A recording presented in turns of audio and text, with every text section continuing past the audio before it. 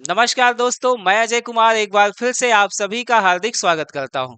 दोस्तों, हम लोगों ने अपने पिछले वीडियो में स्टैटिक जीके के अंतर्गत भारत की इस स्थलीय सीमा के संबंध में विस्तृत जानकारी ली।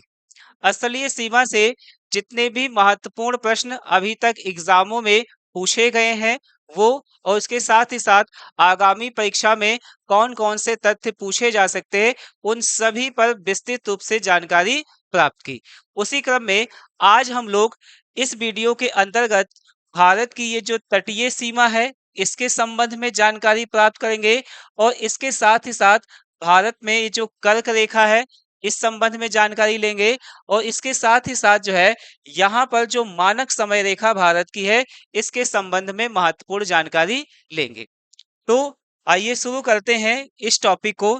तो सबसे पहले जो है हम लोग जानेंगे कर्क रेखा के बारे में।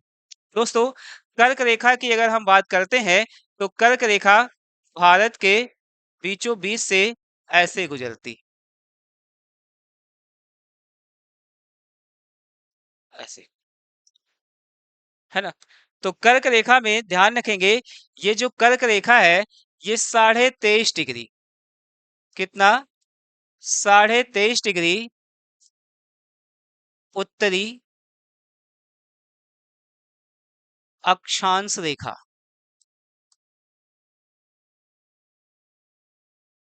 तो ये जो कर्क रेखा है ये कौन सी रेखा है, हमारे ग्लोब पर जो 23.5 डिग्री उत्तरी अक्षांश की रेखा है इसी को कर्क रेखा के नाम से जाना जाता है।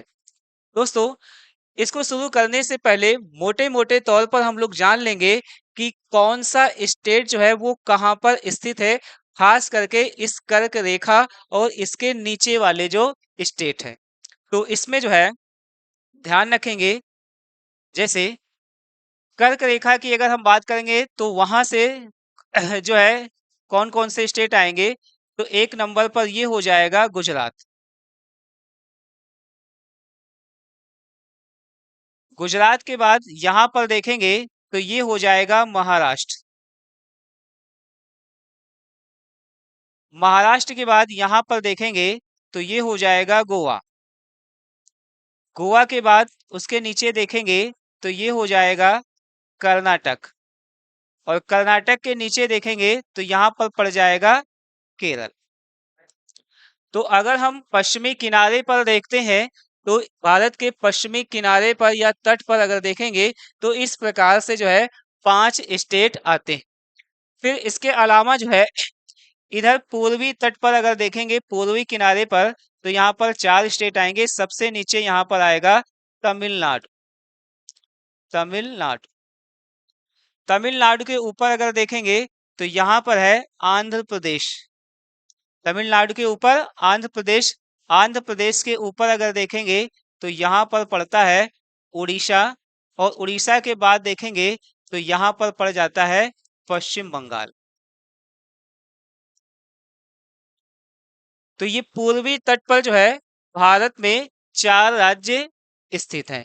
फिर उसके बाद जो है यहाँ पर बीच में देखेंगे तो आंध्र प्रदेश के जस्ट ऊपर अगर देखते हैं तो ये कौन सा स्टेट हो जाएगा, तो याद रखेंगे तेलंगाना। तेलंगाना, ये स्टेट हो जाएगा तेलंगाना। और तेलंगाना के बाद यहां पर देखेंगे तो ये हो जाएगा छत्तीसगढ़, है ना, ये हो जाएगा छत्तीसगढ़। छत्तीसगढ़ के बाद यहां पर देखेंगे तो ये हो जाएगा मध्य प्रदेश। मध्य प्रदेश के बाद ये छत्तीसगढ़, छत्तीसगढ़ के बाद जो यहाँ पर देखेंगे तो ये हो जाएगा झारखंड, है ना, ये क्या हो जाएगा, झारखंड।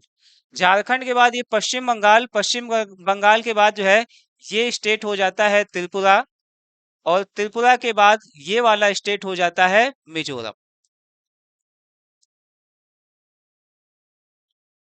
तो अगर हम देखते हैं कर्क रेखा और उसके नीचे जो भारत का दक्षिण वाला हिस्सा है वहां पर कुल इतने स्टेट आते, है ना। तो यहां तक बात समझ गए।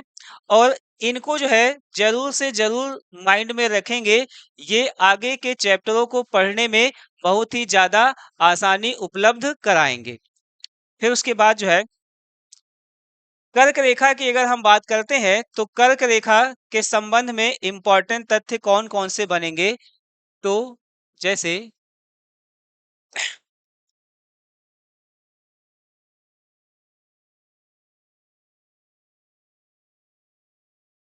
कर्क रेखा,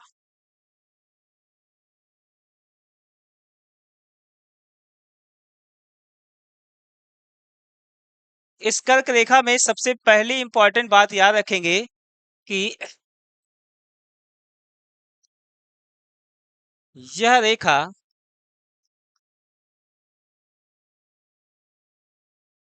भारत को लगभग दो बराबर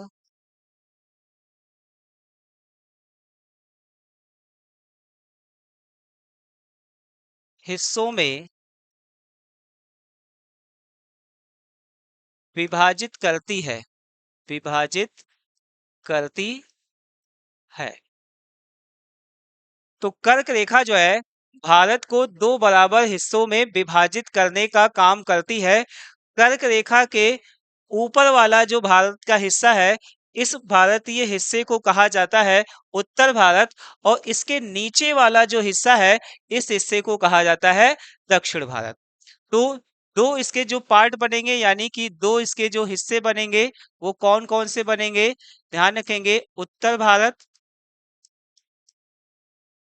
और दक्षिण भारत। दक्षिण भारत,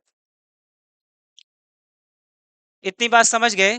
फिर इसके बाद इसमें दूसरी इंपॉर्टेंट बात आती है इसकी लंबाई। ठीक है, तो ये जो कर्क रेखा है, इस कर्क रेखा की लंबाई कितनी है, तो लंबाई याद रखेंगे 3214 किलोमीटर। ये जो कर्क रेखा है, इस कर्क रेखा की भारत में लंबाई कितनी है, तो 3214 किलोमीटर है। ये भी काफी इंपॉर्टेंट तथ्य है, इसको जरूर से जरूर ध्यान रखेंगे। फिर उसके बाद जो है, ये जो कर्क रेखा है, ये भारत के कुल कितने राज्यों से हो करके गुजरती है, तो ध्यान रखेंगे उनकी संख्या 8। तो इसमें दूसरी इंपॉर्टेंट बात आएगी कि कर्क रेखा जो है कुल कितने राज्यों से हो करके गुजरती है, तो कुल राज्यों की संख्या यहाँ पर ध्यान रखेंगे कितनी है, 8 है। 8 राज्य वो कौन कौन से हैं, तो मैप पर इसको जो है अच्छे से देखेंगे। सबसे पहला यहाँ पर आ जाएगा गुजरात। ठीक है, तो पहले नंबर पर यहाँ पर देखेंगे कौन सा स्टेट है, गुजरात। गुजरात के बाद देखेंगे तो ये राजस्थान का कुछ हिस्सा जो है वो कर्क रेखा के नीचे नजर आएगा, यानी कि दूसरा स्टेट हो जाएगा राजस्थान, जहां से कर्क रेखा गुजरती। फिर उसके बाद तीसरा यहाँ पर हो जाएगा मध्य प्रदेश, है ना, तीसरे नंबर पर ये हो जाएगा मध्य प्रदेश। मध्य प्रदेश के बाद चौथे नंबर पर देखेंगे तो ये कौन सा स्टेट है, छत्तीसगढ़। तो चौथे नंबर पर हो जाएगा छत्तीसगढ़। और पांचवें नंबर की अगर बात करेंगे तो पांचवें नंबर पर यहाँ पर पड़ता है झारखंड। और फिर उसके बाद देखेंगे तो ये यहाँ पर बन जाता है पश्चिम बंगाल छठे नंबर। तो छठे नंबर पर यहाँ पर पश्चिम बंगाल है। फिर उसके बाद सातवें नंबर पर देखेंगे यहाँ पर त्रिपुरा है, और आठवें नंबर पर देखेंगे यहाँ पर मिजोरम। दोस्तों ये भी काफी इंपॉर्टेंट तथ्य है, और ये प्रश्न जो है अक्सर हर दूसरे एग्जाम में पूछ लिया जाता है कि निम्नलिखित में से वह कौन सा राज्य है जो कर्क रेखा पर स्थित नहीं है, या वह कौन सा राज्य है जहां से हो करके कर्क रेखा नहीं गुजरती है। तो उस कंडीशन में इन 8 राज्यों के नाम याद रखना बहुत जरूरी हो जाता है ना। और इसको जो है याद करने का सबसे अच्छा तरीका है कि मैप पर इस कर्क रेखा को देखें, और देखने के साथ साथ जो है इसको एक क्रम से याद करेंगे तो ये काफी आसानी से याद हो जाएगा। एक बार फिर से हम बता दे रहे हैं, जैसे सबसे पहले जो है गुजरात है, गुजरात के बाद दूसरे नंबर पर यहाँ पर राजस्थान है। राजस्थान के बाद तीसरे नंबर पर मध्य प्रदेश है। चौथे नंबर पर यहाँ पर छत्तीसगढ़ है। फिर उसके बाद पांचवें नंबर पर यहाँ पर झारखंड है। और फिर उसके बाद छठे नंबर पर यहाँ पर पश्चिम बंगाल है। और फिर सातवें नंबर पर यहाँ पर त्रिपुरा है। और फिर आठवें नंबर पर यहाँ पर मिजोरम आएगा। तो टोटल जो है ये 8 राज्य हैं जहां से कर्क रेखा गुजरती है। तो इन 8 राज्यों के नाम लिखेंगे। तो इसमें जो है सबसे पहले गुजरात, फिर उसके बाद दूसरे नंबर पर देखेंगे तो राजस्थान, तीसरे नंबर पर देखेंगे तो मध्य प्रदेश, मध्य प्रदेश, फिर चौथे नंबर पर देखेंगे तो छत्तीसगढ़, छत्तीसगढ़, छत्तीसगढ़ के बाद पांचवें नंबर पर देखेंगे तो झारखंड, झारखंड, झारखंड के बाद छठे नंबर पर पश्चिम बंगाल, पश्चिम बंगाल, पश्चिम बंगाल के बाद सातवें नंबर पर त्रिपुरा, फिर उसके बाद आठवें नंबर पर देखेंगे तो मिजोरम। दोस्तों ये काफी इंपॉर्टेंट है और ये एक नंबर जो है आपको एग्जाम में जरूर से जरूर दिलाएगा प्रश्न।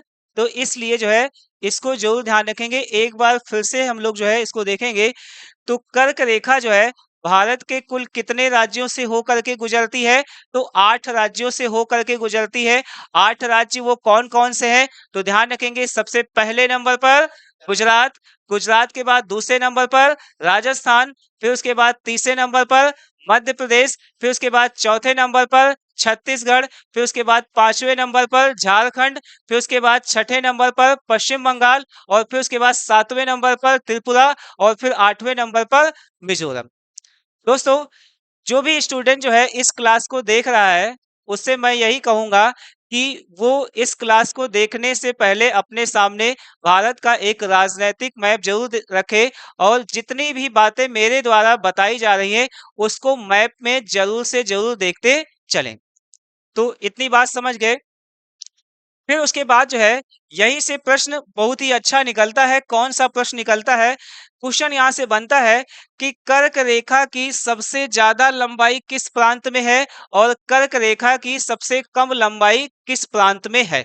तो ध्यान रखेंगे दूसरे नंबर पर राजस्थान है यहाँ पर। तो ध्यान रखेंगे सबसे कम लंबाई,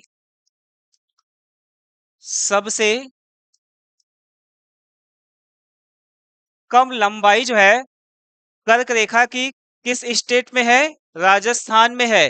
फिर उसके बाद जब क्वेश्चन पूछेगा सबसे ज्यादा लंबाई कर्क रेखा की कहां पर है तो याद रखेंगे मध्य प्रदेश में। ठीक है। तो सबसे ज्यादा लंबाई जो है वो कहां पर है? मध्य प्रदेश में है। ठीक है। इतनी बात समझ गए। फिर उसके बाद थोड़ा सा आगे बढ़ते हैं।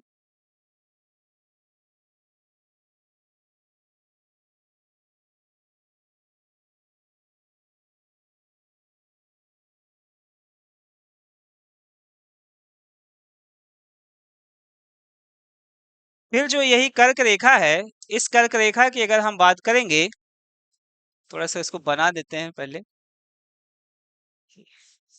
तो कर्क रेखा की अगर बात करेंगे यहां से अगला इंपॉर्टेंट प्रश्न कौन सा बनता है? जैसे एक प्रश्न बनता है कर्क रेखा के पास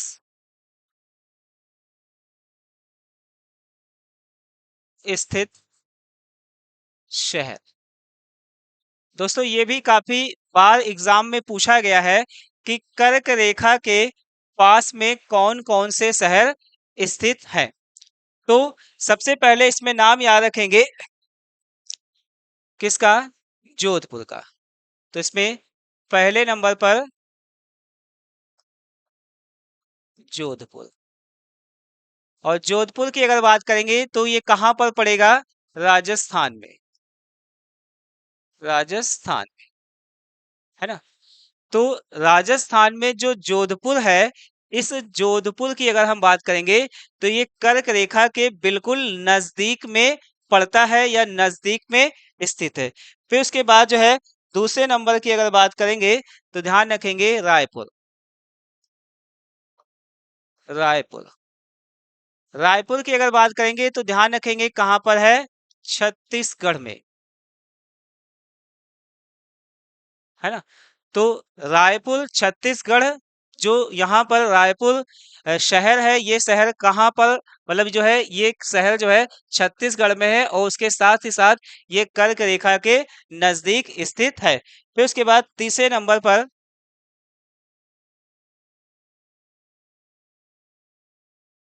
अगरतला। अगरतला की अगर बात करेंगे तो ये कहाँ पर है, तो ध्यान रखेंगे त्रिपुरा, है ना। तो अगरतला जो त्रिपुरा में पड़ता है, ये भी जो है कर्क रेखा के बिल्कुल नजदीक पड़ेगा। फिर उसके बाद जो है आइजोल, चौथे नंबर पर आइजोल। और आइजोल जो है कहाँ पर पड़ेगा, तो ध्यान रखेंगे ये मिजोरम में पड़ेगा, है ना। तो आइजोल भी जो है वो कर्क रेखा के सबसे पास है। फिर उसके बाद जो है पांचवें नंबर पर गांधीनगर। गांधीनगर की अगर बात करेंगे तो ये कहाँ पर पड़ेगा, गुजरात में पड़ेगा, है ना। और ये काफी इंपॉर्टेंट है, ये एग्जाम में कई बार पूछा गया है। फिर उसके बाद जो है जैसे छठे नंबर पर उज्जैन, ठीक है। उज्जैन कहाँ पर पड़ेगा, मध्य प्रदेश में। फिर उसके बाद सातवें नंबर पर जैसे भोपाल। भोपाल कहाँ पर पड़ेगा, तो याद रखेंगे मध्य प्रदेश, है ना। तो उज्जैन हो गया, भोपाल हो गया, इसके अलावा ध्यान रखेंगे जबलपुर। जबलपुर, ठीक है, ये भी कहाँ पर पड़ेगा, तो मध्य प्रदेश में, है ना। यानी कि मध्य प्रदेश के तीन शहर हैं जो कर्क रेखा के बिल्कुल पास में स्थित है। फिर इसके अलावा अगर देखेंगे तो उदयपुर, नौवें नंबर पर उदयपुर। दोस्तों यहाँ पर ये इम्पोर्टेंट बात ध्यान रखेंगे कि ये जो उदयपुर है, ये राजस्थान का उदयपुर नहीं है। ये उदयपुर सिटी कहाँ पर पड़ता है, तो ध्यान रखेंगे ये त्रिपुरा का है ना। तो त्रिपुरा में स्थित जो है उदयपुर शहर, है ना। और ये जो है कर्क रेखा के पास। फिर 10वें नंबर पर यहाँ पर ध्यान रखना है भुज। और भुज की अगर बात करते हैं तो ये कहाँ पर पड़ेगा, गुजरात में, है ना। तो यहाँ पर ये जो 10 शहर है, ये कर्क रेखा के बिल्कुल पास में पड़ जाते हैं। और इन दसियों के नाम जो है बहुत इंपॉर्टेंट है, ठीक है। तो यहाँ पर एक बार इसको फिर से देखेंगे। सबसे पहले हमने बताया है कौन सा, जोधपुर। जोधपुर की अगर हम बात करेंगे तो कहाँ पर पड़ता है, राजस्थान में पड़ता है। और राजस्थान का इलाका अगर देखेंगे तो ये, है ना। तो यहाँ पर जो है ये कर्क रेखा के ऊपर यहाँ पर देखेंगे तो राजस्थान में यहाँ पर पड़ जाएगा जोधपुर, ठीक है। फिर इसके बाद जो है दूसरे नंबर पर हमने क्या बताया है, रायपुर। रायपुर की अगर बात करेंगे तो ये कहाँ पर पड़ेगा, छत्तीसगढ़ में। और छत्तीसगढ़ स्टेट इसमें कौन सा है, ये वाला स्टेट छत्तीसगढ़ का है। तो यहाँ पर पड़ जाएगा रायपुर, है ना, ध्यान रखेंगे। फिर उसके बाद जो है तीसरे नंबर पर अगरतला। अगरतला की अगर बात करेंगे तो कहाँ पर पड़ेगा, त्रिपुरा में। और त्रिपुरा स्टेट कौन सा है, ये है। तो अगरतला कहाँ पर हो जाएगा, यहाँ पर हो जाएगा, है ना। फिर उसके बाद जो है चौथे नंबर पर देखेंगे आइजोल। और आइजोल कहाँ पर है, मिजोरम में। तो मिजोरम स्टेट कहाँ पर है ये, तो आइजोल पड़ेगा यहाँ पर, ठीक है। फिर उसके बाद जो है गुजरात का है गांधीनगर। और गांधीनगर की अगर हम बात करेंगे तो गुजरात स्टेट कौन सा है ये, तो गांधीनगर कहाँ पड़ेगा, यहाँ पर, है ना। फिर उसके बाद जो है मध्य प्रदेश में हमने बताया उज्जैन, भोपाल, जबलपुर, है ना। तो ये तीनों, और यहाँ पर ध्यान रखेंगे कि उज्जैन की अगर बात करेंगे तो यहाँ पर पड़ेगा, ठीक है, जबलपुर, और उसके साथ ही साथ जो है उज्जैन, वो यहाँ पर पड़ेंगे, है ना। तो ये तीनों कहाँ पर हो जाएंगे, मध्य प्रदेश में हो जाएंगे। फिर उसके बाद जो है यहाँ पर हमने बताया है उदयपुर, और ये उदयपुर जो है कहाँ पर पड़ेगा, त्रिपुरा में पड़ेगा। और त्रिपुरा स्टेट की अगर हम बात करते हैं तो ये स्टेट है, तो यहीं पर पड़ जाएगा उदयपुर। फिर उसके बाद जो है लास्ट 10वें नंबर पर है भुज। और भुज की अगर हम बात करेंगे तो ये गुजरात वाले इलाके में, सबको पता है कि ये एकदम किनारे पर है ना, पाकिस्तान और भारत बॉर्डर, या पाकिस्तान और गुजरात बॉर्डर जो है वो यहाँ पर भुज का, ठीक है। तो इतनी बातें जो है यहाँ से ध्यान रखनी है, ठीक है। तो यहाँ पर एक बार फिर से हम लोग देखेंगे मैप पर। सबसे पहले जो है यहाँ पर हमने कौन सा शहर बताया है, भुज, ठीक है। तो भुज जो है वो गुजरात में है, और गुजरात का जो भुज शहर है वो कर्क रेखा के पास में स्थित है। फिर उसके बाद गुजरात में दूसरा हमने बताया है गांधीनगर, और गांधीनगर गुजरात की राजधानी भी है। तो ये जो है गुजरात में गांधीनगर जो है वो कर्क रेखा के पास है। फिर उसके बाद जो है राजस्थान की अगर हम बात करते हैं तो राजस्थान में ये जोधपुर है ना। तो जोधपुर जो है कर्क रेखा के पास में है। फिर उसके बाद जो है मध्य प्रदेश की अगर बात करेंगे तो मध्य प्रदेश में तीन, और तीन हमने कौन कौन से बताए हैं, एक उज्जैन, भोपाल, जबलपुर, है ना। तो उज्जैन, भोपाल, जबलपुर, ये तीनों जो है मध्य प्रदेश में कर्क रेखा के पास। फिर उसके बाद जो है यहाँ पर अगर देखेंगे तो ये छत्तीसगढ़ राज्य है, और छत्तीसगढ़ की अगर बात करेंगे तो उसकी राजधानी रायपुर है, और रायपुर कर्क रेखा के नजदीक में पड़ता है। फिर उसके बाद जो है यहाँ पर अगर देखेंगे तो ये 7वें नंबर पर यहाँ पर जो है त्रिपुरा स्टेट है, और त्रिपुरा में हमने दो बताए हैं, कौन कौन से बताए हैं, एक तो राजधानी अगरतला बताया है, और इसके अलावा जो है दूसरा हमने उदयपुर बताया है, ठीक है।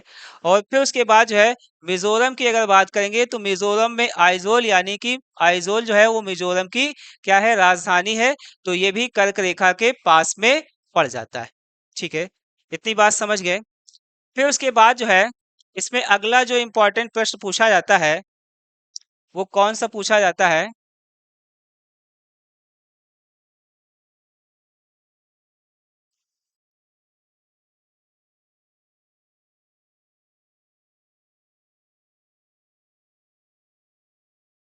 कर्क रेखा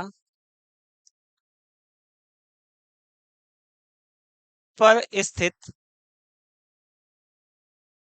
शहर, है ना। कर्क रेखा के पास स्थित शहर और कर्क रेखा पर स्थित शहर, है ना। तो ये दोनों चीजें इंपॉर्टेंट है। तो इसमें जो है सबसे पहला शहर याद रखेंगे, रांची। कौन सा, रांची। और सभी को पता है रांची कहाँ पर पड़ेगा, तो झारखंड में, है ना। झारखंड की राजधानी रांची जो है वो कर्क रेखा पर स्थित है। फिर उसके बाद जो है दूसरा याद रखेंगे, डूंगरपुर। और डूंगरपुर कहाँ पर पड़ेगा, तो राजस्थान, राजस्थान, डूंगरपुर राजस्थान। फिर इसके अलावा तीसरा याद रखेंगे, बांसवाड़ा। बांसवाड़ा, और बांसवाड़ा कहाँ पर पड़ेगा, तो राजस्थान में, है ना। तो कर्क रेखा पर स्थित शहरों की अगर हम बात करेंगे तो तीन शहरों के नाम याद रखना है। एक नाम यहाँ पर याद रखना है, कौन सा, रांची का। रांची कहाँ पर पड़ता है, तो झारखंड में। इसके अलावा दूसरा डूंगरपुर जो है राजस्थान में, और तीसरा बांसवाड़ा राजस्थान में, है ना। तो यहाँ पर देखेंगे गुजरात में, तो ये गुजरात वाला पोर्शन है। तो यहाँ पर डूंगरपुर और बांसवाड़ा। और फिर रांची की अगर बात करेंगे तो ये यहाँ पर झारखंड है, तो हो जाएगा रांची यहाँ पर, है ना। ये हो जाएगा यहाँ पर रांची, ठीक है। फिर उसके बाद जो है इसमें अगली जो इम्पोर्टेंट बात पूछी जाती है वो कौन सी पूछी जाती है, ध्यान रखेंगे। क्वेश्चन ये भी कई बार पूछा गया है, कर्क रेखा को 2 बार काटने वाली नदी, है ना। ये क्वेश्चन जो है काफी बार एग्जाम में आया हुआ है। कर्क रेखा को 2 बार कौन सी नदी काटती है, तो ध्यान रखेंगे नदी का नाम है माही, माही नदी, है ना। तो ये माही नदी कर्क रेखा को 2 बार काटती है। और सबसे इंपॉर्टेंट बात कि माही नदी कर्क रेखा को 2 बार राजस्थान में ही काटती है दोस्तों। तो ये काफी इंपॉर्टेंट है, ध्यान रखेंगे माही नदी कर्क रेखा को 2 बार कहां पर काटती है, तो राजस्थान में काटती। तो ये कर्क रेखा और कर्क रेखा से जुड़े महत्वपूर्ण बिंदु थे, ठीक है। फिर उसके बाद आते हैं मानक समय रेखा पर।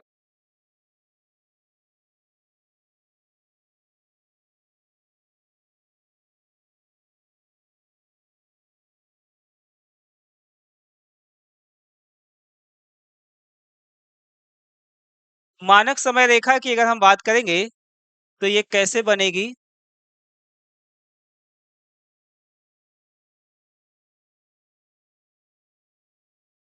ऐसे थोड़ा सा इसको डार्क किया जाए।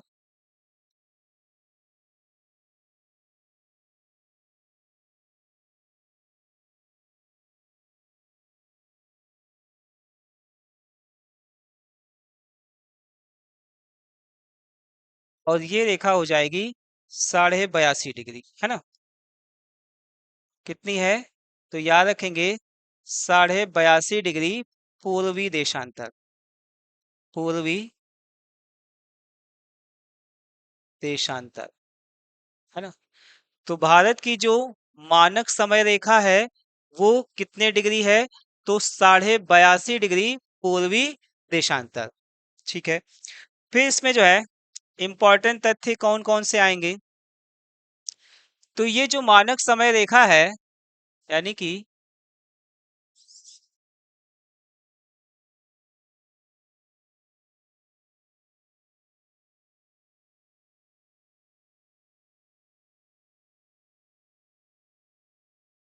भारत की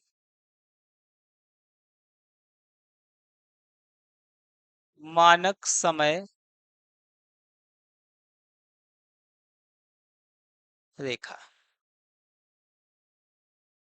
तो ये जो मानक समय रेखा है इसको ध्यान रखेंगे सबसे पहली चीज कि 82.5 डिग्री पूर्वी देशांतर तर रेखा को भारत की मानक समय रेखा के नाम से जाना जाता है। फिर इसमें दूसरी इंपॉर्टेंट बात कि कुल कितने राज्य हैं जहां से ये मानक समय रेखा गुजरती है, तो कुल राज्यों की संख्या यहाँ पर हो जाएगी 5। टोटल स्टेट कितने हो जाएंगे, 5। तो मैप पर देखते हैं सबसे पहले। तो ये जो मानक समय रेखा है तो उसमें सबसे पहला स्टेट यहाँ पर हो जाएगा उत्तर प्रदेश, है ना। तो सबसे पहले यहाँ पर ये उत्तर प्रदेश हो जाएगा। उत्तर प्रदेश के बाद देखेंगे तो यही रेखा जो है मध्य प्रदेश से गुजरती है, तो दूसरा स्टेट एमपी हो जाएगा। और फिर तीसरा स्टेट यहाँ पर छत्तीसगढ़ हो जाएगा। चौथा स्टेट यहाँ पर उड़ीसा हो जाएगा। और पांचवा स्टेट यहाँ पर आंध्र प्रदेश हो जाएगा, है ना। थोड़ा सा इसमें संशोधन कर दें ताकि जो है स्पष्ट रूप से समझ में आ जाए सभी को।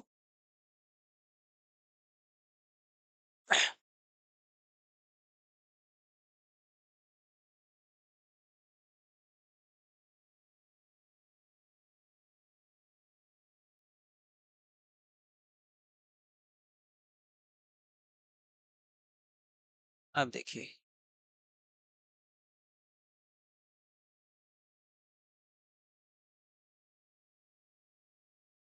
ऐसे, है ना।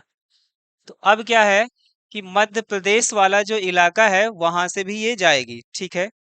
तो इस चीज को ध्यान रखेंगे। तो हमने क्या बताया है, सबसे पहले यहाँ पर जाएंगे तो सबसे पहला स्टेट यहाँ पर कौन सा पड़ेगा, उत्तर प्रदेश, है ना। ये हो जाएगा यूपी। यूपी के बाद नीचे देखेंगे तो यहाँ पर जो है एमपी यानी कि मध्य प्रदेश। मध्य प्रदेश के बाद यहाँ पर छत्तीसगढ़, है ना, छत्तीसगढ़। और फिर उसके बाद जो है यहाँ पर आएगा उड़ीसा। और उड़ीसा के बाद यहाँ पर देखेंगे तो आंध्र प्रदेश। तो टोटल ये 5 स्टेट हैं और इन 5 स्टेटों से हो करके ये रेखा गुजरती। तो इनके नाम ध्यान रखेंगे, इसको लिखेंगे। 5 राज्य कौन कौन से हैं, तो सबसे पहला जो है उत्तर प्रदेश, उत्तर प्रदेश, है ना। फिर उसके बाद जो है दूसरे नंबर पर अगर देखेंगे तो यूपी के बाद नीचे देखेंगे एमपी यानी कि मध्य प्रदेश। और मध्य प्रदेश के बाद तीसरे नंबर पर देखेंगे तो तीसरा कौन सा हो जाएगा, मध्य प्रदेश से अलग हुआ छत्तीसगढ़, है ना।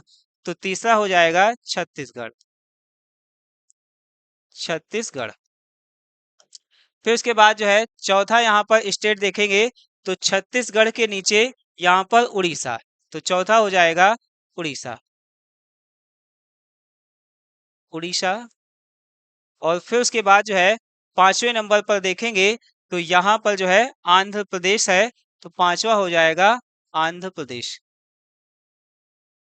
आंध्र प्रदेश, ठीक है। तो ये टोटल यहाँ पर जो है 5 स्टेट है जहां से भारत की मानक समय रेखा गुजरती है। और यही जो मानक समय रेखा है इसी से संपूर्ण भारतीय क्षेत्र में समय एक जैसा रहता है। दोस्तों, यहाँ पर ये जो मानक समय रेखा है, ठीक है, ये वास्तव में अगर हम देखेंगे तो एक देशांतर रेखा है। और ये जो देशांतर रेखा है इसका संबंध जो है किससे होता है, समय से होता है, समय की गणना से होता है। तो दोस्तों, इस संबंध में देशांतर रेखाएं क्या होती हैं और टाइम जोन जो है क्या क्या होते हैं और किसी स्थान का स्थानीय समय कैसे निकाला जाता है, इस संबंध में चर्चा हम लोग अपनी अगली क्लास में करेंगे। यहाँ पर केवल और केवल मोटे मोटे तौर पर ये ध्यान रखना है कि मानक समय रेखा जो है वो है कौन सी। तो 82.5 डिग्री पूर्वी देशांतर रेखा को भारत की मानक समय रेखा कहा जाता है। कुल कितने स्टेटों से गुजरती है, तो कुल 5 स्टेटों से गुजरती। फिर उसके बाद इसमें तीसरी इंपॉर्टेंट बात एग्जाम में जो पूछी जाती है, ध्यान रखेंगे कि जैसे यह रेखा जो है कहाँ से गुजरती है, तो यह रेखा जो है उत्तर प्रदेश के नैनी, है ना। नैनी कहाँ पर पड़ेगा, इलाहाबाद। तो उत्तर प्रदेश के नैनी, या इसके अलावा जो है कभी कभी ऑप्शन में आ जाता है मिर्जापुर, मिर्जापुर से होकर गुजरती है, ठीक है। तो इस मानक समय रेखा से इतनी इंपॉर्टेंट बातें जो है ध्यान रखेंगे। तो ये भी हो गया हम लोगों का पोर्शन कंप्लीट। फिर इसी में आते हैं अगले पर, भारत की तटीय सीमा, है ना। तो भारत की तटीय सीमा की अगर हम बात करेंगे तो ये तटीय सीमा जो है वो कहाँ से कहाँ तक जाती है, तो ध्यान रखेंगे ये गुजरात वाले पोर्शन को कवर करते हुए पूरा नीचे जाएंगे कहाँ तक, कन्याकुमारी तक। और फिर जो है इधर पूरब की तरफ बढ़ते हुए जाएंगे कहाँ पर, पश्चिम बंगाल तक, है ना। इसके ऊपर वाला जो भारत की बाउंड्री है तो ऊपर वाली भारत की बाउंड्री को कहा जाता है स्थलीय सीमा। और फिर इसी के नीचे वाली जो यहाँ पर खास करके वो हिस्सा जो समुद्र के साथ सटा हुआ है उसको कहा जाता है तटीय हिस्सा। ठीक है। तो भारत की ये हो गई तटीय रेखा। ठीक है। तो इसमें जो है सबसे पहली इंपॉर्टेंट बात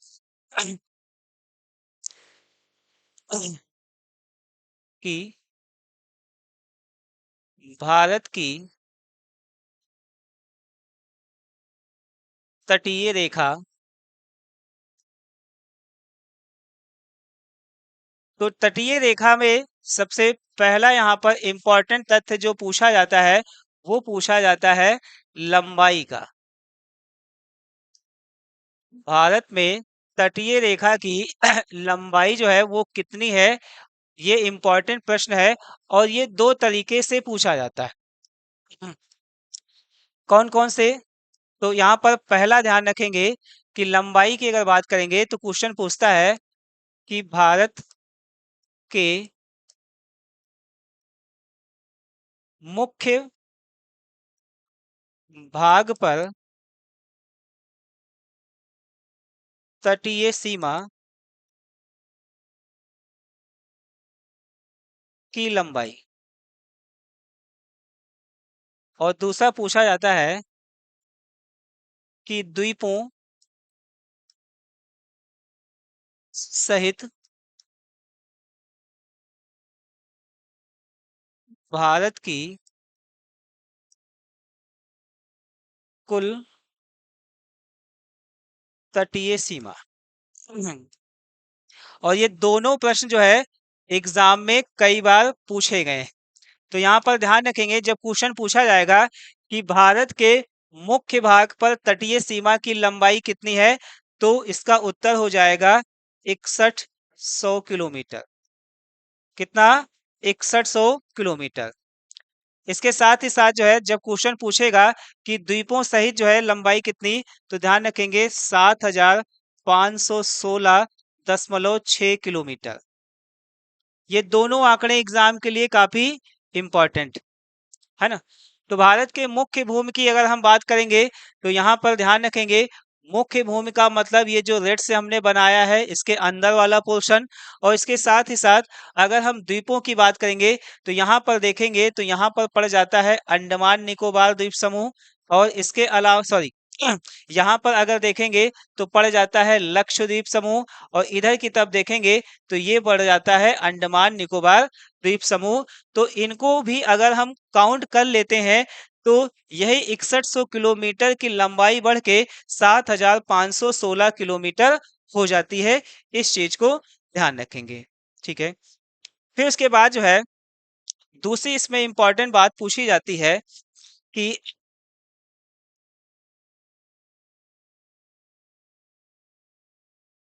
तटीय सीमा पर स्थित राज्य, है ना, तटीय सीमा पर स्थित राज्य। ये जो तटीय सीमा है इस पर कौन कौन से स्टेट स्थित हैं, तो यहाँ पर ध्यान रखेंगे दो प्रकार से जो है यहाँ पर आएंगे। जैसे हमने पिछले वीडियो में बताया था कि भारत का ये वाला जो तट वाला हिस्सा है इसको जो है हम लोग किस नाम से जानते हैं? पश्चिमी तट के नाम से जानते हैं। और इसका कन्याकुमारी के बाद का ये वाला जो तट है इसको किस नाम से जाना जाता है? तो पूर्वी तट के नाम से जाना जाता है। जैसे यहाँ पर ये जो पश्चिमी तट है, पश्चिमी तट के पास में देखेंगे यहाँ पर जो है पश्चिमी घाट पर्वत श्रृंखला पाई जाती है। और इस पूर्वी तट पर अगर देखेंगे तो यहाँ पर पूर्वी घाट पर्वत श्रृंखला पाई जाती है।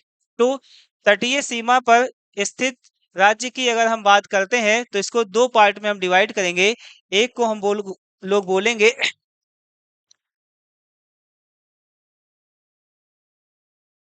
पश्चिमी तट, पश्चिमी तट। और दूसरा हम लोग बोलेंगे पूर्वी तट, पूर्वी तट, है ना। ये हो जाएगा पूर्वी तट। पश्चिमी तट की अगर हम बात करते हैं तो पश्चिमी तट पर कुल राज्य कितने स्थित हैं? तो याद रखेंगे इनकी संख्या 5 है ना। देखिए ये है पश्चिमी तट। और इस पश्चिमी तट की अगर बात करेंगे तो सबसे पहला स्टेट यहाँ पर पड़ेगा राजस्थान। राजस्थान के बाद यहाँ पर देखेंगे दूसरे नंबर पर जो है यहाँ पर है कौन सा स्टेट है ये, ठीक है। तो ये कौन सा स्टेट हो जाएगा, महाराष्ट्र। महाराष्ट्र के बाद तीसरे नंबर पर यहाँ पर देखेंगे छोटा सा गोवा है। गोवा के बाद यहाँ पर चौथे नंबर पर देखेंगे कर्नाटक है। और फिर यहाँ पर देखेंगे लास्ट में नीचे केरल। तो टोटल 5 ये स्टेट आ जाएंगे। तो जिसमें गुजरात एक हो जाएगा। इसके अलावा महाराष्ट्र, महाराष्ट्र, महाराष्ट्र के बाद तीसरे नंबर पर कर्नाटक, कर्नाटक के बाद चौथे नंबर पर गोवा, और गोवा के बाद पांचवें नंबर पर देखेंगे तो केरल। अब दोस्तों यहाँ पर एक बहुत ही इम्पोर्टेंट तथ्य जो ध्यान रखना है, अक्सर जो है स्टूडेंट गलती कर जाता है। क्वेश्चन यहाँ पर जो है पश्चिमी तट पर स्थित राज्यों के क्रम वाला पूछ लिया जाता है ना। तो क्रम की अगर हम बात करेंगे तो यहाँ पर हमने जो लिखा है ये पूरा जो है क्रम ही लिखा है ना। तो जैसे क्रम की अगर बात करेंगे तो उत्तर से दक्षिण की तरफ जाएंगे तो क्या क्रम होगा, और दक्षिण से जब उत्तर की तरफ जाएंगे तो पश्चिमी तट पर राज्यों का क्रम क्या होगा। तो उत्तर से दक्षिण की तरफ जाएंगे तो सबसे पहले यहाँ पर पड़ेगा गुजरात, है ना। तो सबसे पहले नंबर पर याद रखेंगे गुजरात पड़ेगा। गुजरात के बाद दूसरे नंबर पर यहाँ पर महाराष्ट्र पड़ेगा। और जैसे ही महाराष्ट्र की अगर बात करेंगे तो तीसरे नंबर पर यहाँ पर कर्नाटक आ जाएगा। देखिए महाराष्ट्र की बाउंड्री ऐसे, ये है महाराष्ट्र की बाउंड्री। और कर्नाटक की अगर आप बात करेंगे तो कर्नाटक की बाउंड्री ये ऐसे है ना। और यहाँ पर गोवा जो है ये ऐसे है। तो अगर हम उत्तर से दक्षिण की तरफ जाएंगे, इधर से इधर की तरफ जाएंगे, तो सबसे पहले जो है महाराष्ट्र के बाद जो है कर्नाटक मिलेगा। और कर्नाटक के बाद गोवा मिलेगा, है ना। तो तीसरे नंबर पर क्या हो जाएगा, कर्नाटक। और चौथे नंबर पर यहाँ पर हो जाएगा गोवा। और पांचवें नंबर पर हो जाएगा केरल। फिर उसके बाद जो है ऐसे ही पूर्वी तट की अगर हम बात करेंगे तो पूर्वी तट पर सबसे नीचे यहाँ पर हो जाएगा तमिलनाडु। तमिलनाडु के ऊपर यहाँ पर हो जाएगा, तमिलनाडु के ऊपर आंध्र प्रदेश। और आंध्र प्रदेश के ऊपर देखेंगे तो उड़ीसा। और उड़ीसा के ऊपर देखेंगे तो पश्चिम बंगाल। तो टोटल यहाँ पर जो है 4 स्टेट आ जाएंगे पूर्वी तट पर। तो यहाँ पर 4 स्टेट हो जाएंगे। कौन कौन से, तो अगर हम उत्तर से दक्षिण की तरफ जाएंगे तो सबसे पहले जो है पश्चिम बंगाल। पश्चिम बंगाल के बाद दूसरे नंबर पर उड़ीसा। उड़ीसा के बाद तीसरे नंबर पर आंध्र प्रदेश। आंध्र प्रदेश। आंध्र प्रदेश के बाद चौथे नंबर पर जाएंगे तो तमिलनाडु। तमिलनाडु, है ना। तो पूर्वी तट पर जो है 4 राज्य हैं। और पश्चिमी तट पर 5 राज्य हैं। और 5 और 4 को अगर जोड़ देंगे तो टोटल संख्या हो जाएगी कितनी, 9। तो जब क्वेश्चन पूछेगा कि भारत की तटीय सीमा पर स्थित राज्यों की कुल संख्या कितनी है, तो याद रखेंगे आंसर होगा कितना, 9 का। जब क्वेश्चन पूछेगा कि पश्चिमी तट पर राज्यों की कुल संख्या कितनी है, तो आंसर देंगे 5। और जब क्वेश्चन पूछेगा कि पूर्वी तट पर राज्यों की संख्या कितनी है, तब आंसर कितना देंगे, 4 देंगे। यहां तक बात समझ में आ गई। फिर जो है आगे बढ़ते।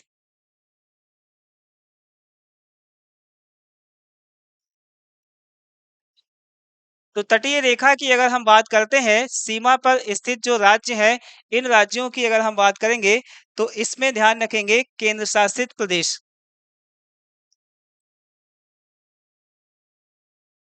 केंद्र शासित प्रदेश, है ना। मतलब कि कुछ केंद्र शासित प्रदेश हैं जो तटीय सीमा बनाते हैं। और वो जो है कौन कौन से हैं, तो ध्यान रखेंगे यहाँ पर पहला नाम किसका?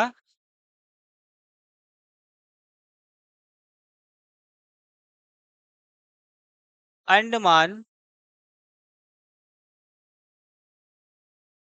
निकोबार द्वीप समूह, है ना। अंडमान निकोबार द्वीप समूह क्या है? भारत का एक केंद्र शासित प्रदेश है। और अंडमान निकोबार द्वीप समूह देखेंगे तो ये है ना। तो ये एक केंद्र शासित प्रदेश है और चारों तरफ से समुद्र से घिरा हुआ है।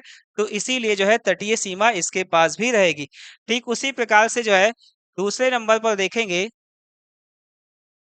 तो लक्षद्वीप समूह, है ना। लक्षद्वीप समूह की अगर बात करेंगे तो लक्षद्वीप समूह जो है इधर है ना। तो यहाँ पर इस चीज को भी ध्यान रखेंगे, लक्षद्वीप जो है वो किधर पड़ता है? भारत के पश्चिम में पड़ता है। और पश्चिम में कौन सा सागर है? अरब सागर है। जबकि अंडमान निकोबार द्वीप समूह जो है वो भारत के पूरब में है। और पूरब में भारत के कौन सा सागर है? तो बंगाल की खाड़ी, है ना। ठीक है। फिर इसके बाद जो है इसमें आएंगे तीसरे नंबर पर पुदुचेरी, पुदुचेरी, है ना। और पुदुचेरी की अगर बात करेंगे तो यहाँ पर ध्यान रखेंगे, जैसे पुदुचेरी में जो है टोटल 4 जिले हैं। और देखेंगे तो इसका एक जिला है माहे, है ना। ठीक है। जैसे यहाँ पर देखेंगे केरल में तो इसका एक जिला पड़ता है माहे। ठीक है। फिर इसके अलावा अगर देखेंगे तो यहाँ पर तमिलनाडु, और तमिलनाडु की अगर हम बात करेंगे तो यहाँ पर इसके 2 जिले पड़ते हैं। ठीक है। और 2 जिलों की अगर बात करेंगे तो यहाँ पर मुख्य जिला जो पड़ता है वो पड़ता है पुदुचेरी। ठीक है। पुदुचेरी के अलावा जो है यहाँ पर करईकाल एक जिला पड़ता है। और इसका एक जिला यहाँ पर आंध्र प्रदेश में पड़ता है जिसका नाम है यनम। ठीक है। तो ये टोटल 4 जिले हैं, 3 राज्यों में पुदुचेरी केंद्र शासित प्रदेश फैला हुआ है। तो ये भी जो है भारत की तटीय सीमा पर स्थित है, यानी कि भारत के साथ जो है तटीय सीमा को बनाता है। इसके अलावा जो है चौथे नंबर पर याद रखेंगे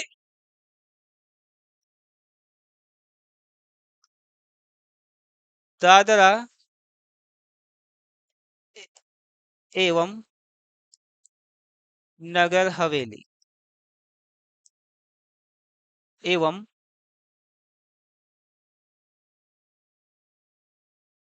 दमन दीव, है ना।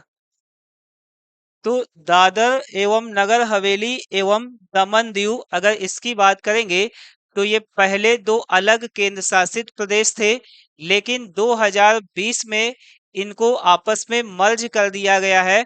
और अब जो है ये एक केंद्र शासित प्रदेश में कन्वर्ट है। दमन और दीव की अगर बात करेंगे तो देखेंगे यहाँ पर गुजरात वाले इलाके में स्थित है। इसके अलावा दादर और नगर हवेली की अगर बात करेंगे तो यहाँ पर गुजरात और महाराष्ट्र की जो बाउंड्री है यहाँ पर ये स्थित है। तो यहाँ पर 4 केंद्र शासित प्रदेश हैं जो जो तटीय सीमा बनाते हैं। ठीक है। तो ध्यान रखना है कि अगर राज्यों की बात पूछी जाएगी तो राज्यों की संख्या यहाँ पर 9 है। ठीक है। फिर उसके बाद केंद्र शासित प्रदेशों की अगर बात पूछी जाएगी तो केंद्र शासित प्रदेशों में संख्या कितनी हो जाएगी? 4 हो जाएगी। और कुल अगर हम जोड़ देते हैं तो संख्या कितनी हो जाएगी? 13। 9 और 4 यानी कि 9 राज्य और 4 केंद्र शासित प्रदेश, यानी कि कुल 13 राज्य ऐसे हैं जो भारत की तटीय सीमा बनाते हैं। तो यहां तक बात समझ गए। फिर यहाँ से अगला जो इंपॉर्टेंट प्रश्न पूछा जाता है तटों के नाम से, है ना। तो तटों के नाम कौन कौन से हैं तो इसको देखेंगे। जैसे मोटे मोटे तौर पर अगर देखेंगे तो ये जो पश्चिमी हिस्सा है या पश्चिमी किनारा है, इस पूरे पश्चिमी किनारे को पश्चिमी तट कहा जाता है। जबकि इधर वाले हिस्से को पूर्वी तट कहा जाता है। ठीक है। तो दो तटीय इलाके हैं भारत में, एक पश्चिमी तट है और दूसरा पूर्वी तट है। और इन्हीं पश्चिमी तट को अलग अलग स्टेटों में अलग अलग नाम से जाना जाता है। ठीक उसी प्रकार से पूर्वी तट को अलग अलग नामों से जाना जाता है। तो यहाँ पर जो है इनके नाम जो है क्या क्या रहेंगे ये देख लेते हैं।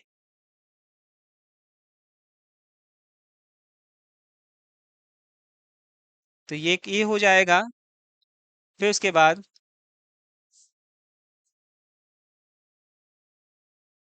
एक ये हो जाएगा। फिर उसके बाद जो है ये यहाँ पर हो जाएगा। फिर उसके बाद ये यहाँ पर हो जाएगा। फिर उसके बाद ये यहाँ तक, है ना। तो सबसे पहले हम लोग देखेंगे पश्चिमी तट। पश्चिमी तट की अगर हम बात करें तो ध्यान रखेंगे कि ये जो पश्चिमी तट है, पश्चिमी तट में जो गुजरात है, इस गुजरात में, ठीक है, इसको किस नाम से जाना जाता है? तो ध्यान रखेंगे गुजरात में इसको जो है सौराष्ट्र तट, सौराष्ट्र तट, या इसी को काठियावाड़ तट के नाम से जाना जाता है ना।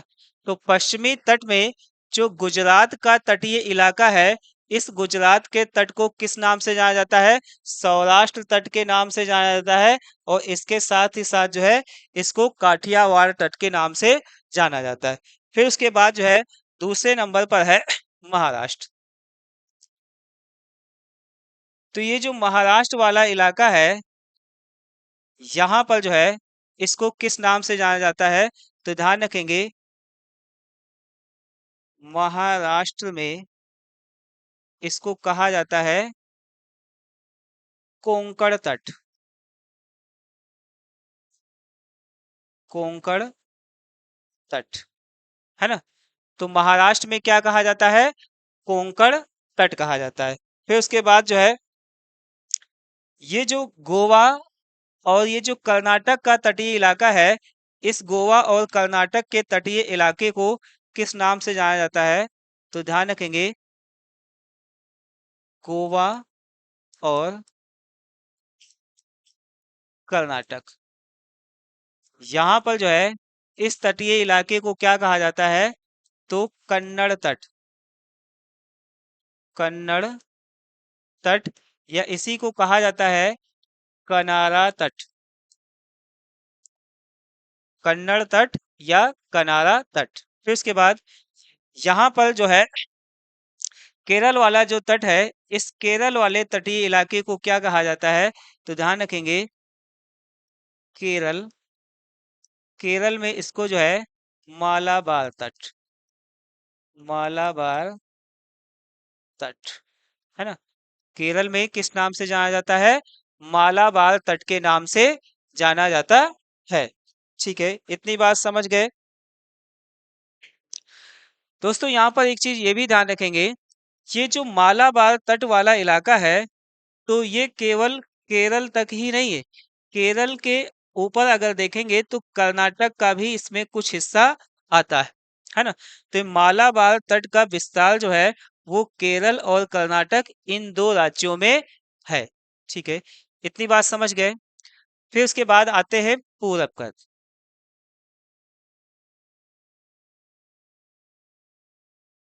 पूर्वी तट की अगर बात करेंगे तो पूर्वी तट में ध्यान रखेंगे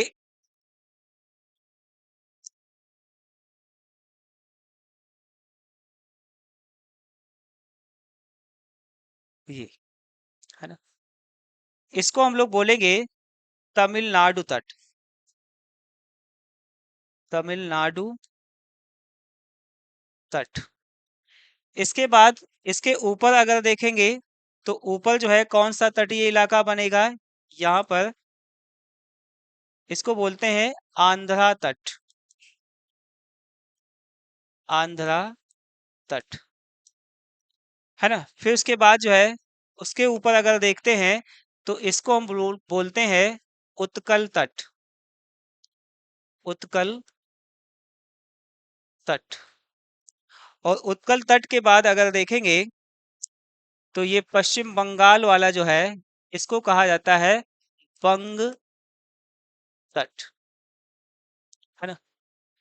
तो पूर्वी जो इसका तटीय इलाका है इसको स्थान विशेष के हिसाब से अगर देखेंगे तो स्थान विशेष के हिसाब से जो है इन नामों से जाना जाता है ना।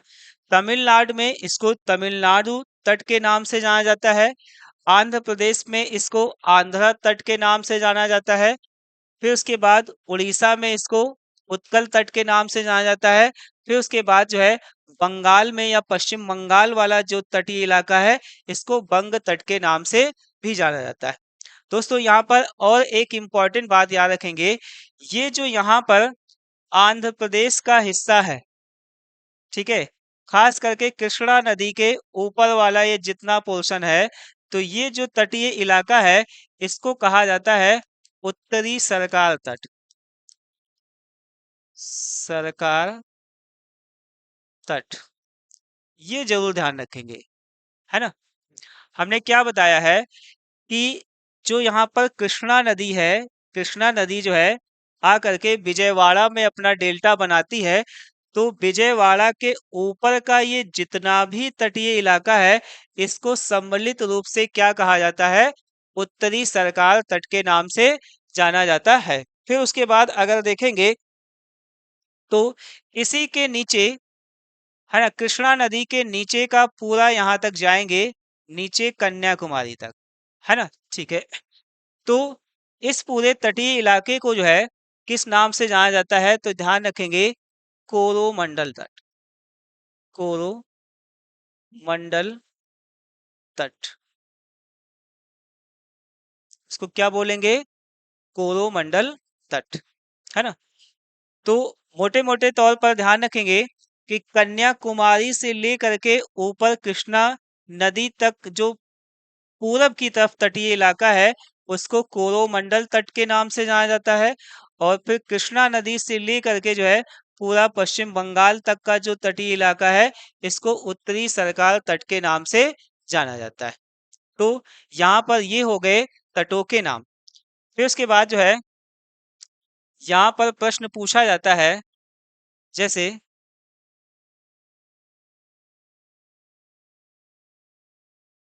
सर्वाधिक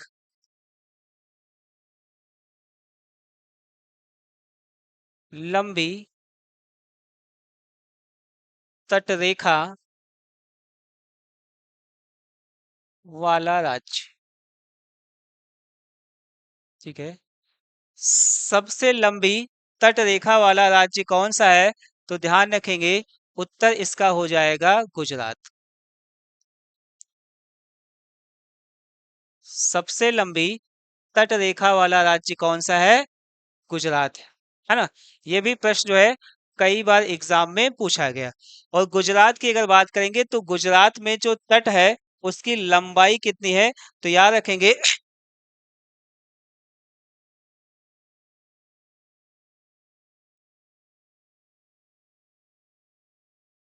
ठीक है, 1214.70 किलोमीटर, है ना। तो गुजरात में तटीय रेखा की लंबाई कितनी है, 1214.70 किलोमीटर। फिर उसके बाद दूसरा इसमें इंपॉर्टेंट प्रश्न कि सबसे कम तटरेखा वाला राज्य, सबसे कम जो है तटरेखा वाला राज्य कौन सा हो जाएगा, तो ध्यान रखेंगे गोवा, है ना। सबसे कम लंबी तटरेखा जो है किसकी है, गोवा की है। और गोवा के पास तटरेखा कितनी है, तो ध्यान रखेंगे 101 किलोमीटर। कितना, 101 किलोमीटर, है ना। फिर उसके बाद इसमें तीसरा इंपॉर्टेंट प्रश्न कि सबसे लंबी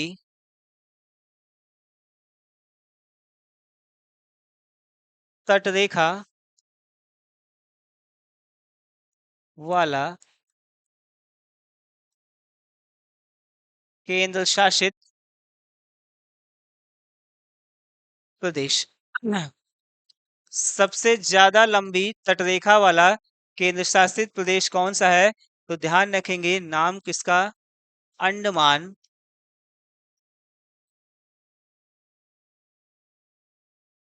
निकोबार द्वीप समूह। अंडमान निकोबार द्वीप समूह जो है सबसे ज्यादा लंबी तटरेखा वाला राज्य है। और अंडमान निकोबार द्वीप समूह की अगर बात करेंगे तो ध्यान रखेंगे इसकी तटीय रेखा की लंबाई कितनी है?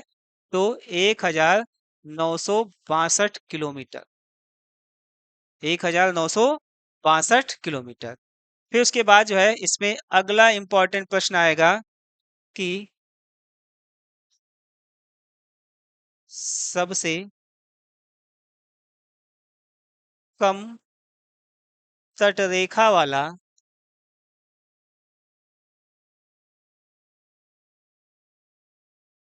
केंद्र शासित प्रदेश। केंद्र शासित प्रदेश।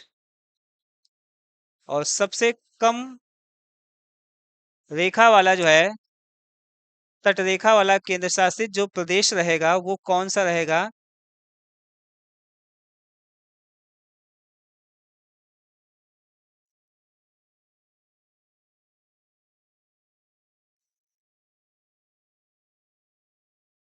केंद्र शासित प्रदेश जो है कौन सा रहेगा? तो ध्यान रखेंगे इसमें नाम किसका? पुदुचेरी का। पुदुचेरी, है ना।